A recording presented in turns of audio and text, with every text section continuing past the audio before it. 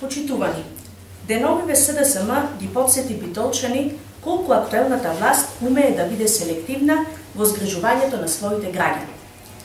Колку личното по секоја цена знае да го постави над општото.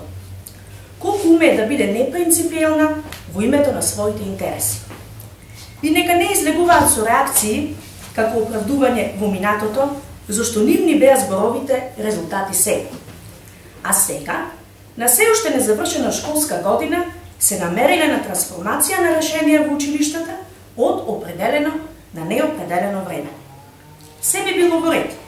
Впрочем, вработувањето и екзистенцијата се право на секого, ама баш на секого, но доколку не заборават на мудроста на нашите предци, не гради среќа на туѓа несреќа, како што всушност и прават.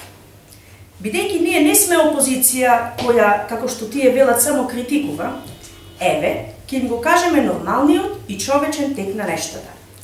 Во училиштата треба да се почекаат уписите на првачињата и учениците во прва година. Да се пребројат часовите што се на располагање во сите училишта, па дори потоа да се пополнуваат реални, слободни работни места со компетентни луѓе.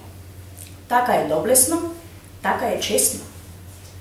Затоа го повикуваме синдикатот, инспекторските служби, советникот за образование и директорите по училиштата да внимаваат што одобруваат и што подпишуваат, зашто наскоро, многу наскоро, за тоа ќе одговараат.